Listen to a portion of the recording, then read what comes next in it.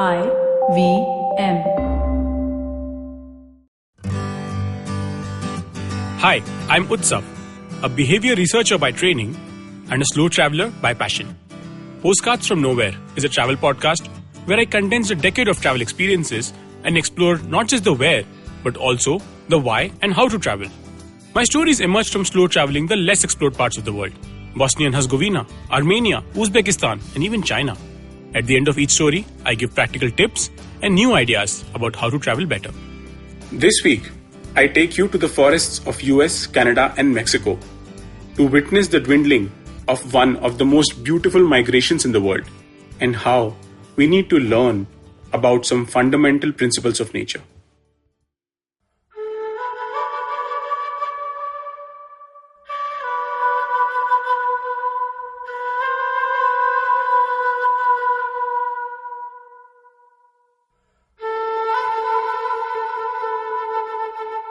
In northeastern Arizona, about 70 miles from the small town of Flagstaff, resides a Native American tribe known as the Hopi people.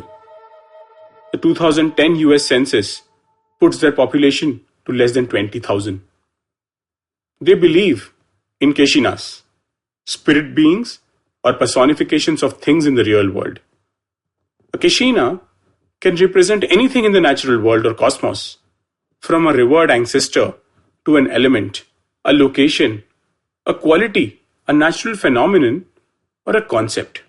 There may be Keshinas for the sun, stars, thunderstorms, wind, corn, insects, as well as many other concepts. The Hopi people have Keshina dolls, which are figures carved typically from cottonwood root to instruct young girls and new brides about Keshinas. One of these is an animal which is painted on the dolls and is given as a gift in hope of future abundance and health. They even have a traditional social dance dedicated to this animal, which is a petition for rain, good health, and long life for all living things. These animals, by the way, weigh less than a gram. And each fall, millions of them leave their summer breeding grounds in the northeastern US and Canada and travel upwards 3,000 miles to reach overwintering grounds in southwestern Mexico. They sleep on the branches of oyamel trees, sometimes in numbers so dense that they break the branches. As the sun rises, one can see millions upon millions of them dotting the sky with rich orange and black color. It is rightfully described as one of the most beautiful migrations in the world, something I have long wished to see in my lifetime. But just imagine the impossibility of this migration. An insect which weighs less than a gram travels 3,000 miles. With each passing day though, my chances of seeing this gorgeous migration are dwindling, much like the fate of these monarch butterflies. In 2018, it was found that the number of US West Coast monarchs spending the winter in California had plunged to only 20,456 butterflies, a drop of 86% since last year. And the number of eastern monarchs overwintering in Mexico this year has dropped 15% since last year. It's a total decline of more than 80% over the past 20 years. For reasons which are becoming a theme for this season of the podcast, the culprits are humans. The twin forces of human-caused climate change and habitat loss are now threatening North American monarch butterflies with extinction. The monarch caterpillars eat only one thing: milkweed. The creation of herbicide-resistant corn and soybean meant that farmers could eradicate weeds, which included milkweed, because they competed with their crops. In addition to the loss of milkweed across farms, drought also harms milkweed quality. A 2013 drought in Texas decimated milkweed there, which contributed to low monarch numbers that year. But even if the milkweed survives, it now has increasing levels of carbon dioxide. Milkweed produces toxic steroids called cardenolites. The monarchs have evolved in a way that allows them to tolerate low levels of this poison, storing it in their bodies as a bitter-tasting deterrent to predators. The increasing levels of carbon dioxide means that the milkweed can no longer effectively fight a parasite of the monarch caterpillars, Ophrocystis electroschira. I'll repeat that for you. Ophrocystis electroschira. But this isn't the only way the monarch butterflies are getting impacted. They come in a range of sizes with a wingspan from 3.5 to 4.8 inches. And scientists are now finding a small but consistent 4.9% increase in wing size over the past century and a half. Scientists theorize that rising temperatures could be pushing spring and summer breeding grounds further north, which means a longer return trip to Mexico in the fall. Knowing that monarch size corresponds to the distances they migrate, monarchs with larger, longer wings have a major advantage over their smaller counterparts. But yet another human activity is impacting the populations. It is the growth of a crop whose demand is growing very quickly. Avocados. Americans ate a record 7 pounds of avocado per capita in 2015, twice as much as in 2008. Nearly 80% of those avocados came from Michoacan, the only Mexican state authorized to export the fruit to the United States. This has led to large-scale deforestation, especially impacting the oak and pine forests, which become a resting ground for the monarchs in the winter.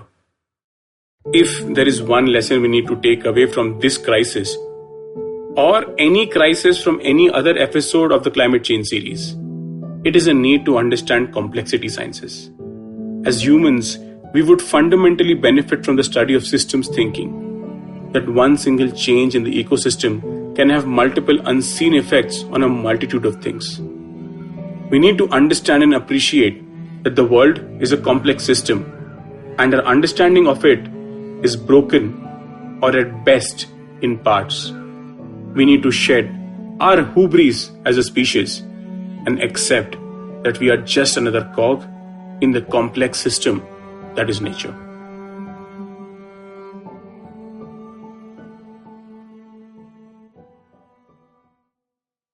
If you like this podcast, don't forget to check out other interesting podcasts on the IVM network.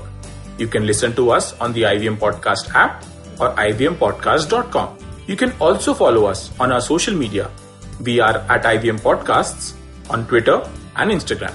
If you want to reach out to me, I am Utsav Mamoria on Twitter and YVTravel42 on Instagram.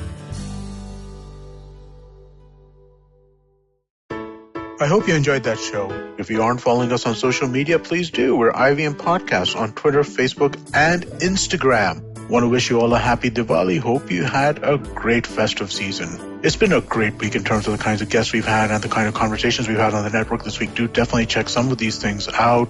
On This Round's on Me with Gauri Devidayal. She had a great conversation with Garima Arora, who's one of the best known chefs in the world. It was just absolutely riveting. Do check that out. On States of Anarchy, Hamsini Hariharan spoke about chronicling India's different wars. Again, really interesting episode. Check that out. Ashton had a very interesting episode on his show, The Habit Coach. It was called I Don't Feel Like Doing Anything. It's about how to overcome malaise just generally, and I thought really, really interesting stuff. Kumi Vayana was the guest on Cyrus Says on Monday's episode last week, and she's an educator, and my God, it was such a fascinating conversation talking about the way education functions in India and some of the changes she'd like to see. Just really, really interesting stuff. Do give that a listen. On Uncle Please Sit, Anupam Manur was there with Joel and Tushar talking about the Indian economy, part 1 of a 2-part series. Second part will be out this week. You should definitely check that out. Lastly, I want to talk to you all about the Filter Coffee podcast. Karthik Nagarajan, who hosts that show, is on a little bit of a break. He's back with a banger of an episode. It is with Himura Maya, who used to run Landmark Stores, and they talk about the culture of bookstores and quizzing and all kinds of stuff. Really interesting conversation. Do check that out. And with that, I hope to see you again next week. Hi guys, this is Ayushi. And I am Ritasha. And welcome to Agla Station Adulthood. It's a fun podcast we've got going on, and we'd love for you to tune in and enjoy with us. Join us as we stop at various stations and discuss different topics that seem to be bothering us and hopefully Dating, you as well. relationships, beauty, just being an adult, lots of different things. We don't have a great grip on it, but we've done okay so far. Catch Agla Station Adulthood every Thursday on the IVM app, the IVM website, or wherever else you get your podcasts.